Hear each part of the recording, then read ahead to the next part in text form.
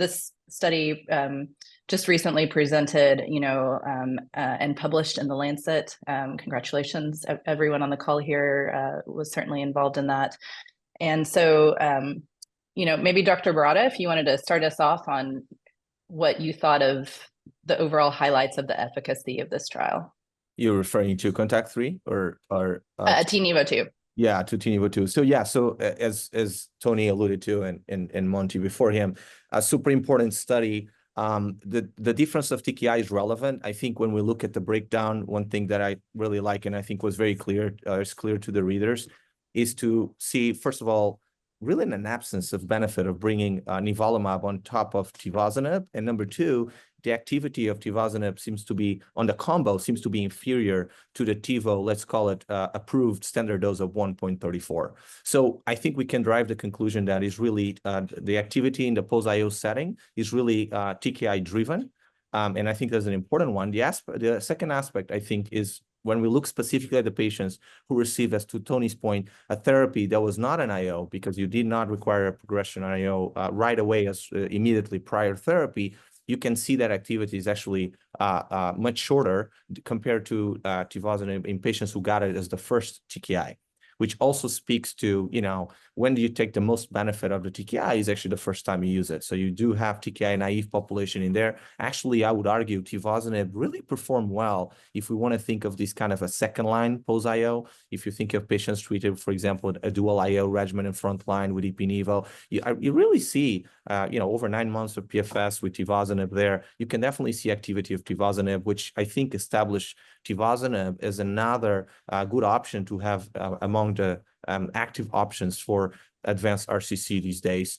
So it's really practice informative in my mind. When we put the story, it really makes sense when we get them together. Actually, I was in the wrong side of the biological reasons. I actually thought TiNivo could be positive, and obviously the trial showed me clearly wrong, because I really think there was some sort of resetting the system, the immune system. You kind of give them a break and come back with an IO later on, and that doesn't seem to play out.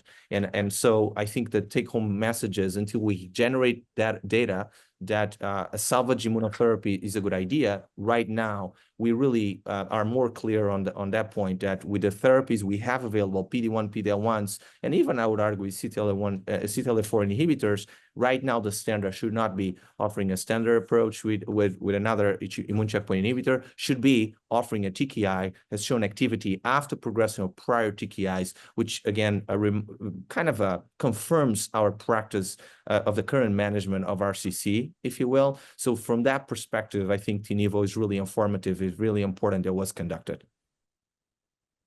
That's great. I think we may have to consider in our NCCN guidelines, we go from preferred and then next and possible, we might have to include a column that says recommended against, and have our continuing IO agents there or something like this.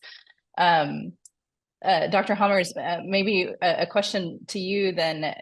I think one of the highlights that Dr. Shourie pointed out, unlike CONTACT-03, where Cabo was at full dose in both arms, I guess I wonder what your take is on TiNivo-2, seeing the differences in the overall population with the median PFS in the combo arm, where Tivo was dosed at 0.89, that median PFS being kind of lower at the 5-month-ish mark compared to the overall, where Tivo monotherapy dosed at the full dose 1.34 came in at a median PFS there in the overall population of about, I think, 7.4 months.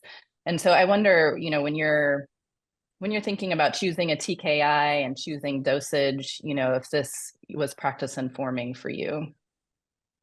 Yeah, no, absolutely. So both studies were incredibly important for the field, and kudos to Dr. Pal and Dr. Cherry for leading these efforts. Really clarifying, to me, to be honest with you, I was never a big fan of continuing PD-1 after PD-1 progression. Immunologically, it never really made sense. If you want to think about immunotherapy, you have to think about different targets. Then it can make sense in selected patients. But for the TKIs, clearly there's a dose response, so there was no surprise here. In fact, I would say most of us were dismayed by the demand of the FDA, quite frankly, to insist on the 0.89, because it makes it hard to compare. There will always be some question marks, but the truth is we just learned again, as we all well know, there's clearly a dose efficacy relationship for the VEGF TKI. So we had to demonstrate it again. I wish it wouldn't have happened. And as Dr. Cherry pointed out, blood pressure is not necessarily one of the side effects we are too scared of. I think we have a lot of experience with it.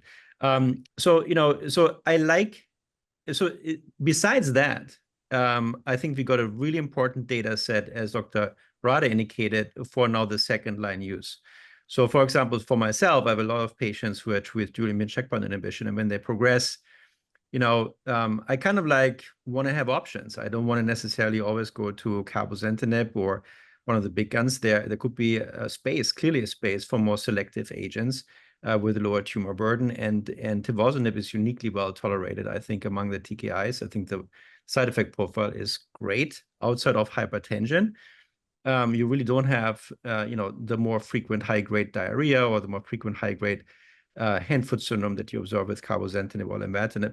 So I do think this was an extremely helpful study. It really informed the field, and it gives me now options, right? I do hope that, insurance, payers will look at the data set and the NCCN and our European colleagues can give us some guidance there. But I think kudos, again, this was a great study, an important study. It enriches our armamentarium and just, proves some points that were important to convince ourselves of again, I guess. Yeah.